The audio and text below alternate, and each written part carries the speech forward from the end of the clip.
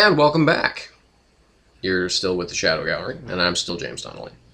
So it's time to get on with our comic review, shall we? Okay, so let's do that. So this week was pretty thick week, surprisingly enough, because the last couple weeks have been pretty light, and this week had a bunch of comics that I was looking forward to. So I'm glad I got to grab them. So first up, we've got Captain America 615.1.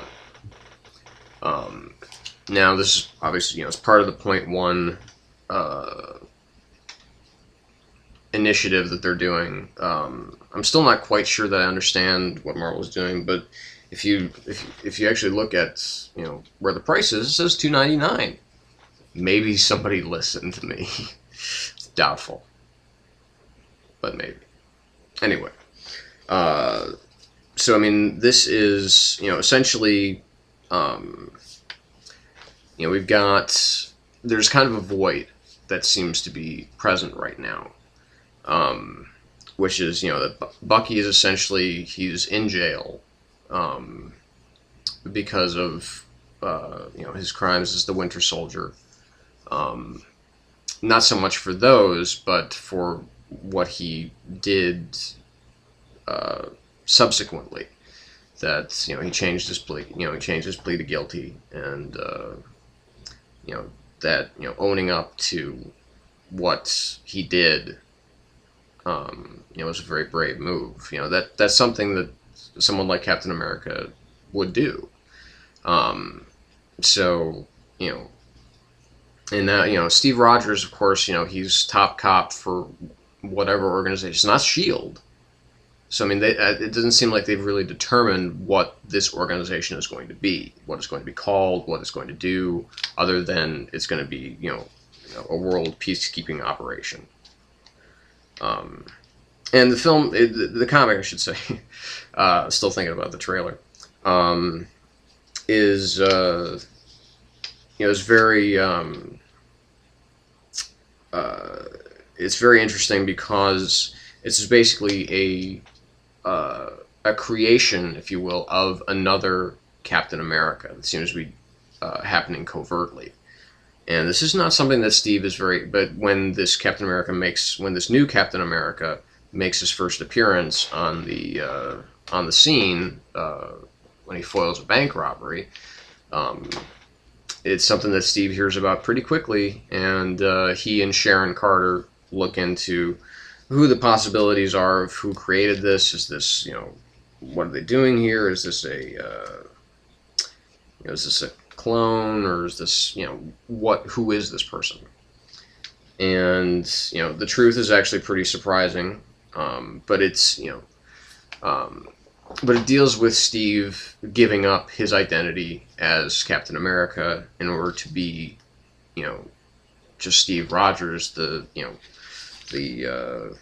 they call him, the top cop, top law enforcement operative, and he's the commander of the mighty Avengers, the Avengers, whatever. It's strange though, because is there even a Mighty Avengers comic anymore? Because I know that there's Avengers, there's New Avengers, and there's Secret Avengers. So I don't know if they, because they got the the recap at the beginning here. Anyway, I love the art in this issue. I normally don't really care for Mitch Breitweiser's art. Maybe he had a different inker or whatever in this, but it looks, it kind of looks like a little bit of Dave Mazzucchelli work, and which is a nice thing. It looks like a throwback to a more kind of 50s and 60s art, as opposed to being like really super modern or anything like that, which is always nice to me, because most of the modern like post like 1980 post like 1988 shit is just grating on me, and I think a lot of that kind of died out, but some of it's still alive. And I think that people are going more backwards as far as art is concerned. They're going back to the 60s and back to the 70s as far as some of the art is concerned. And if they stay in the 60s, they're probably on the right mark as far as some books require a little bit more visual flair, and that's fine.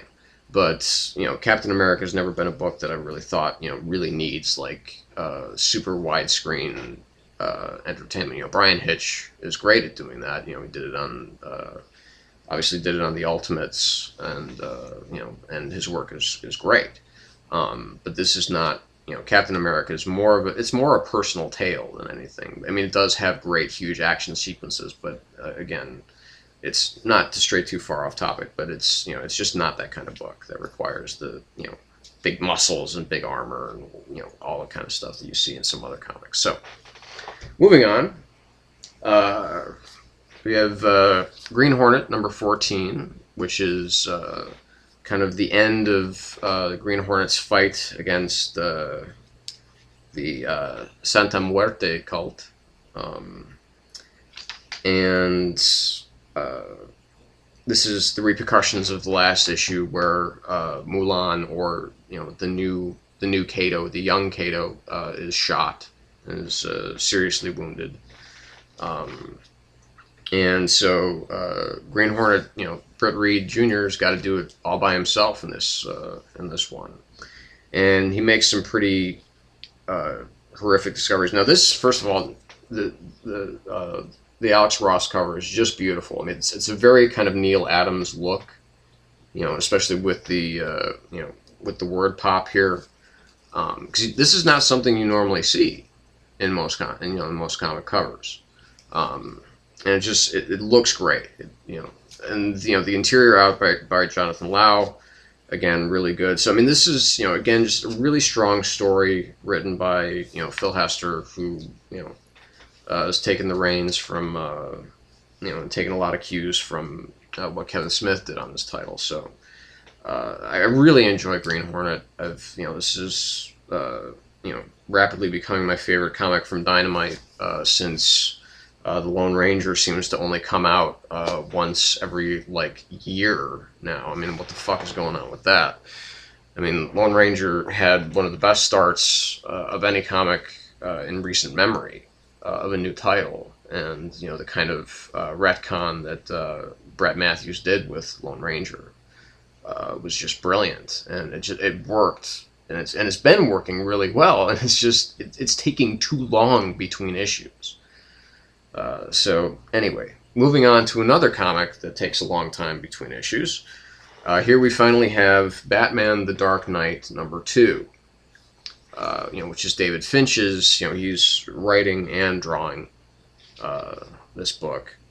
Now the look of the Penguin's a little exaggerated in this, which is a little bit bothersome because I know that Finch can do some really good stuff. I don't know if he's just kind of designing it that way, and it seems like they keep getting the problem with too many Batman titles, and which is not to say that this is a bad book by any means. I think it's actually really good, but it seems to get its wires crossed too many times, because you've got this is Batman, this is Bruce Wayne as he is now, and he's in Gotham City. So I mean, I guess what my concern is here is that why is Bruce Wayne fighting crime in Gotham City? Now, I mean, obviously the woman who seems to be the focal point of this woman, Dawn Golden, is someone that Bruce knew from his childhood, and but we've got some, I mean, as far as plot wise, it seems pretty interesting. There seems to be a supernatural killer out there. We've got somebody who's this young girl who looks to be ripping off the Batmobile.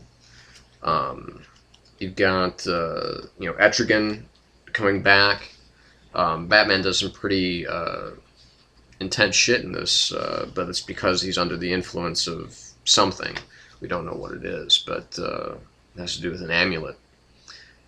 So it's kind of Street meets the weird stuff of Batman. So anyway, good comic. We'll be back after the jump with the rest of the comics of the week. Okay, so stick around.